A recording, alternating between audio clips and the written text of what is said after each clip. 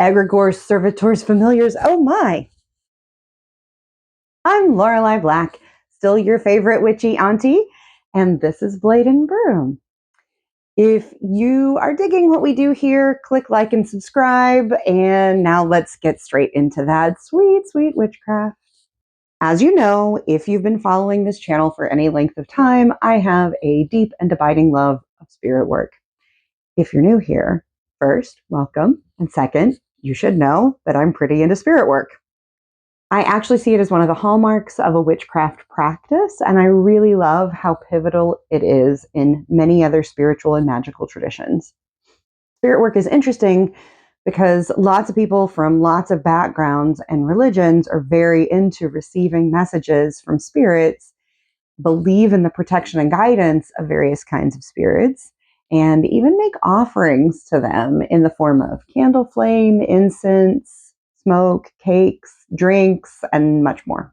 Where all these folks diverge in their beliefs and practices usually comes down to which spirits are okay to contact and which ones are not okay. Today, we're not going to get into those kinds of judgment calls per se. Rather, we're going to talk about some types of spirits. I don't think it would be a Blade and Broom video if I didn't give a caveat or a disclaimer, so here it is. It is part of the human condition that we categorize pretty much everything that we experience. Our brains just work that way. But across human experience of the same specific phenomenon, we come up with very different categories, usually based on our culture or the era that we're living in. That can make talking about unseen things even more challenging in some ways. And it can also be frustratingly limiting at times. Just keep that in mind as we talk about these categories of spirits today. Hold just one sec. Promo Lorelei would like a word. Blatant self-promotion Lorelei popping in to blatantly self-promote like I do. Now, I know that I like spirit work, but did you know that I literally wrote a book about it? It's called The Witch's Key to the Legion, a guide to Solomonic sorcery, and it is a hefty compendium on the 72 spirits of the Lesser Key of Solomon, the Goetia. And it's a perfect place to start if you're curious about working with these spirits, but aren't really sure where to start or if it's safe. It's also a great reference book for more experienced folks who are looking to expand or deepen their practice with spirit work. So this book is divided into 3 sections: a collection of philosophical essays and insights about Goetic practice, a witchy grimoire with well-explained rituals, and a thorough spirit index that features all or almost all of the extant descriptions of these spirits from the early modern era, along with additional descriptions from me based on my own work with these spirits. So if you want to learn more, you can check out the shop on my website at laureleiblack.com. Be sure to use discount code BladeandBroom15 at checkout to get 15% off your order, just for being awesome and hanging out with me here on YouTube. So that's all I wanted to say. Here's current content Lorelei to continue with the whatever y'all are talking about today. I hope it's spirits. And we're back. Thank you so much, promotional Lorelei. Okay, so egregores, servitors, and named spirits or known spirits. Let's start with egregores. Okay, so egregor is a term that is borrowed from the Greek egregoros, which means wakeful. This term was brought into spiritual and occult usage by Eliphas Levi, who was a famous occultist of the late 19th century. And although the term is relatively new, we see the practice of creating egregores in both ancient Greek and also in ancient Far Eastern magical practice. And yes, I did just say creating spirits. In fact, one of the perennial philosophical questions has always been, did the gods create us or did we create the gods? The idea here being that the power of our belief creates change in the world, change that's tangible and measurable. And this is the basic process of magic at its root level, at least according to our modern understanding of it. We do internal and invisible work to create external and palpable change. An egregor or egregore is a spirit that has been created by a group of people. That may be a small ritual group or it may be a large cultural group. It may have been a conscious act of creation or an unconscious one. In fact, if you're familiar with the work of Sir Terry Pratchett, we've got a prime example of this in his Discworld series. We see a group of wizards at the Unseen University debating about and inadvertently conjuring up a few new spirits. One is the Veruca gnome, who gives people new warts. Another is Bilius, the old god of hangovers. The idea here is that a spirit can be created by one or more folks and experienced in very similar ways by lots of other people, including people who know nothing about the creation of this spirit. They just experience it as a spirit who exists and maybe always existed in the world. This is a good spot for me to give another disclaimer. Don't get too hung up on timelines and such when thinking about spirits. That's just good advice in general. I mean, it's all wibbly wobbly, timey wimey. And the sooner you work on accepting that historical and future events are happening concurrently with the present, the easier and smoother a lot of your esoteric explorations can be. One of the ideas that I've seen explored around egregores is that perhaps all spirits are actually an egregore. Some are bigger and more powerful because they're very well known, and people are feeding them energy and attention all the time, while others are smaller, maybe even have less power because they're not as well known, so they aren't getting fed. There's some interesting side quests to explore with this topic, like what happens to spirits when nobody's left living who remembers them? Does the essence or whatever spirits are made of get reabsorbed into a cosmic cauldron where it waits for new belief to give it shape and texture and purpose? Or does it sort of hibernate and wait for someone to remember it, or something close enough to it that it takes a new name and maybe adds some new skills to its resume? I don't know. I have thoughts and theories, of course, but I also operate from a place of accepting that it's okay not to have all the answers. I don't have to understand all of the building blocks and mechanisms of the universe for it to function. I mean, I like to know stuff, but not knowing doesn't make things not things, nor does it really even make it not useful for me anymore.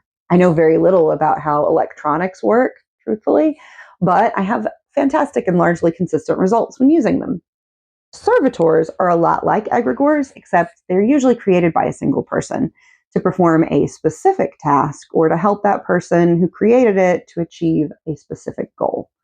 I've seen this described as consciously creating a sentient imaginary friend. Sometimes their purpose revolves around a long-term goal or task, and the servitor spirit may be helping that witch for the rest of the witch's life, or even longer, depending on what their work was. And sometimes it's a very short-term goal or task, and the spirit only exists for a matter of hours or days before returning to that cosmic cauldron. I've known of people to do some really cool things with consciously creating servitors and egregores. Working with these spirits is a way to sort of design your own very powerful imaginary friend. Except they're only imaginary in the sense that they originated in someone's imagination. But the work that they do in the world is still very real. And the way that they interact with you and with others is also very, very real. That brings us to the topic of known spirits. Now, before I dig into this one, I want to throw out another caveat that just because a spirit is a named individual in an oldie-timey spirit index, like the Pseudomonarchia Daemonum or the Dictionnaire Infernal or another grimoire from the early modern era, that doesn't mean that they are not also a servitor or an egregor. If we're honest, and we should always be honest, we have no idea how known spirits came into being, which means that we can't say with certainty that they didn't start out as a servitor or an egregor. This is even possibly true for spirits that we might call gods and goddesses. Wibbly wobbly and timey-wimey, my friends. The big difference with named or known spirits is that we know their names and usually some of their attributes. And that makes it easier for us to work with them. It's like having a classified ad or a social media page. Maybe kind of like having a Tinder profile. We know just a little bit about them, maybe have an idea of what they look like and what they're into, and we have a known method of contacting them. Is it always accurate or complete survey of their personality, their strengths, their challenges, their desires? Not any more than a Tinder profile, but also not significantly less. Like that dating profile, there are true things that are being shared. I have a particular sweet spot in my heart for working with these named spirits. And the first set of these types of spirits that I came to know were the 72 spirits of the Lemegeton, the Lesser Key of Solomon, the Goetia. I usually refer to them as the Legion, which is the collective noun that my closest familiar spirit uses to refer to this group, of which she is actually a part. One thing that I found fascinating is that a lot of these spirits made their way into several spirit indexes. They were that well known to the alchemists and occultists of the early modern era. And that brings me to the last point that I wanted to make today, and that is that a familiar spirit, or simply a familiar, is not necessarily the pet of a witch. Historically, the familiar has been a being who is usually non-corporeal, meaning they don't usually have a body. However, most of the lore says that the familiar could typically assume one or more of three different shapes: human, animal, or imp. And because people have always kept helpful animals close, even letting them live indoors and sharing their food, the animal-shaped spirit wouldn't necessarily arouse very much suspicion.